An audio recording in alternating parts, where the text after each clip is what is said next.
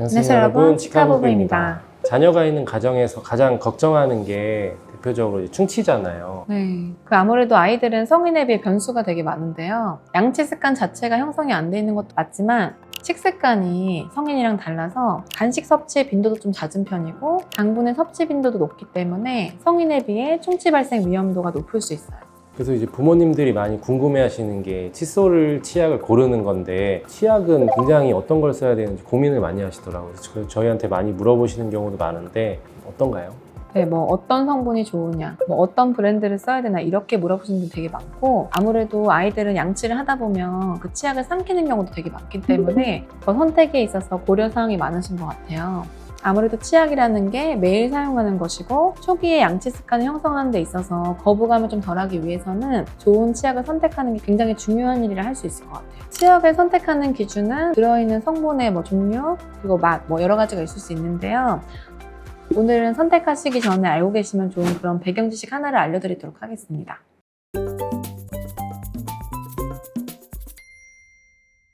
네, 충치가 생기는 원인에는 어떤 것들이 있나요? 충치가 생기는 원인은 여러 가지가 있지만 대표적으로는 이제 세균들이 나타내는 그런 감염성 질환이라고 이제 충치를 얘기를 하는데 세균들이 많이 살고 있는 곳이 이제 치아 주변에 붙어 있는 치태나 치석 이잖아요. 치태, 플라그라고 하는 거는 정확히 어떤 건가요? 네, 우리 치태를 부르는 용어가 굉장히 다양한데 바이오필름, 아니면 치태, 플라그 이렇게 여러 가지로 부르게 됩니다. 이런 치태, 플라그는 치아 표면에 생겨있는 약간 투명하고 끈끈한 그런 막인데요. 보통 침, 아니면 음식물, 그리고 세균 이런 것들이 엉겨 붙어서 붙어있는 형태입니다. 치아가 깨끗한 상태일 때는 이제 치아가 굉장히 매끈하고 활택한 상태인데 그때 초기에 그 바이오필름들이 막이 쌓이게 되면은 그 막 내부에서 세균들이 번식하고 또 음식물 찌꺼기 그 당분을 이용해서 또 세균이 번식하면서 기하급수적으로 세균수가 늘게 됩니다. 그래서 결국 이 치태 플라그를 잘 관리하는 게 충치 예방의 키포인트라고 할 수 있겠습니다.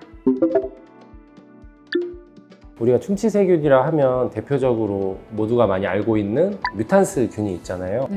뮤탄스균은 이제 당분을 대사해서 산을 이제 배출하고 그러면서 치아 부식을 일으키는 걸로 알려져 있는데 뮤탄스균 말고도 여러 가지 사실 균이 있잖아요. 네. 구강 내 세균 중에 또 하나의 균은 캔디다 알비칸스라는 균이 있어요. 이 균은 항상 늘 우리 몸에 상주하는 균이고 점막이나 구강 내 소화기계 여러 가지 이제 상주하면서 인체 면역력이 떨어질 때마다 그 질병을 일으키고 있는데요. 최근에는 이 알베칸스균이 충치 유발에도 영향을 준다고 해서 그런 부분을 학계에서 또 주목하고 있다고 하네요. 실제 이 알비칸스균과 뮤탄스균과 함께 존재할 때 뮤탄스균 단독일 때보다는 치태의 생성을 훨씬 더 많이 시킨다는 보고가 있는데요. 실제 연구 결과에서도 두 세균이 함께 있을 때 치태 양이 늘어나다 보니까 충치의 발생 속도가 훨씬 높아진다는 그런 보고가 있다고 하네요. 소화의 특성상 성인에 비해서 음식 섭취의 빈도가 높고 또 당분의 섭취가 많다는 가정하에 소화의 구강 내에 있는 뮤탄스균과 알비칸스균을 잘 케어해주면 소화의 그 충치 예방에 도움이 될 수 있을 것 같습니다. 이제 국내에 보면은 그 알비칸스균과 뮤탄스균을 동시에 억제하는 그런 치약이 흔치는 않은데 오늘 그러한 치약을 하나 소개해드리도록 하겠습니다. 여기 두 가지 종류의 치약인가 보네요. 네. 여기 보면 알비스라는 네. 브랜드에서 만든 이제 치약인 것 같은데 그 아이의 충치 예방에 집중을 했다고 해요. 성인보다는 아이의 치태 제거에 주안점을 두고 이런 치약을 개발했다고 하네요. 실제 이 치약의 효과가 뮤탄스균과 알베칸스균을 동시에 억제하는 그런 효과인데 실제 연구 결과에 따라서도 그 두 가지 균 모두를 이제 복합적으로 억제하는 결과를 얻었다고 하네요. 치약의 주요 성분을 보면 로즈마리와 후박에서 추출한 성분이 이 뮤탄스와 알비칸스균을 둘 다 억제한다고 하는데 치과대학에서 실험한 결과로는 이 치약을 썼을 때 뮤탄스와 알비칸스균을 다른 이제 대조 치약에 비해서 2.27배 정도 바이오필름 형성을 억제했다고 하네요. 색소 같은 것도 이제 타르 색소 없이 자연 색소를 이용했다고 하네요. 이제 아이들이 삼켰을 때 좀 안 좋을 수 있는 이런 것들을 많이 억제한 것 같고 보존제나 이런 것도 마찬가지고 기타 성분으로는 이제 두 가지 종류 중에 계면 활성제가 없는 게 있고 있는 게 있는데 그 계면 활성제도 천연물질 유래로 이제 만들었다고 하고 노란 거는 더 어린 아이들 용도인가 봐요. 6개월에서 한 만 3세 정도? 그런 어린아이들은 거품을 뱉는 걸 어려워하고 네. 삼킬 우려가 많기 네. 때문에 계면활성제를 따로 넣진 않았고 이 초록색은 네. 4세에서 7세 정도 이제 거품을 뱉어낼 수 있는 아이들이 이제 사용을 하면 좋고 만 3세라는 그 나이의 기준이 개인차가 좀 있거든요. 부모님이 생각하셨을 때 잘 뱉어내는 나이가 되고 습관이 형성됐으면 이 위에 단계를 쓰셔도 될 것 같아요.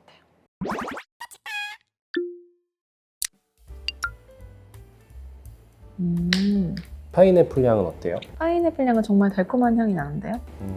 이 파란색도 향은 좋은 것 같은데 아이들이 뭐 거부감 없이 사용은 할 수 있을 것 같아요. 그리고 제가 한번 맛을 네. 한번 봐야 될 것 같아요. 네. 보통 이렇게 아이들은 정말 콩알만하게 치약을 짜죠.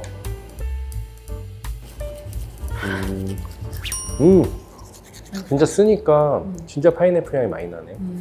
냄새만 맡는 거랑 다르게. 그리고 이거는 무슨 향이죠, 얘는? 프루티 민트. 프루티 민트? 얘는 그런 젤리 같은 거 있잖아요. 애들이 좋아하는 젤리 맛 같은 향이 많이 나네. 둘 다 사실 누구나 좋아할 만한 향을 넣어놓은 것 같아요.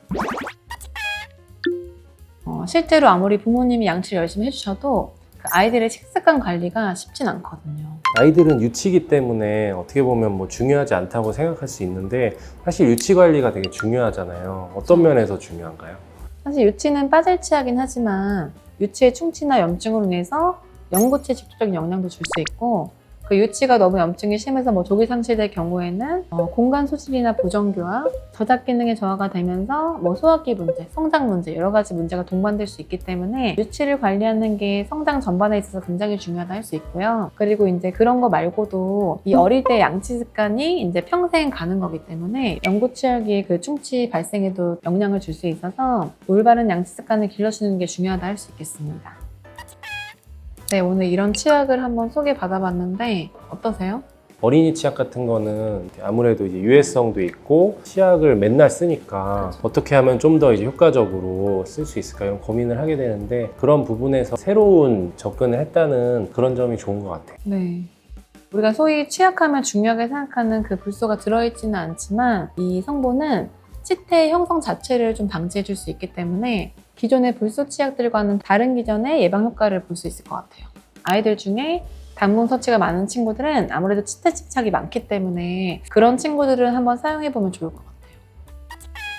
치약은 한 번 쓰면은 잘 바꾸지 않잖아요. 계속 쓰게 되는데 그만큼 이제 처음 치약을 고를 때 신중하게 고르는 게 생각보다 이제 중요한 것 같아요. 네. 그래서 아이들의 그 올바른 양치 습관을 길러주기 위해서 그 올바른 치약을 선택하는 건 굉장히 중요한 일이니까 오늘 소개해드린 그런 내용을 참고하셔가지고 좋은 치약을 한번 선택해 보시길 추천드립니다.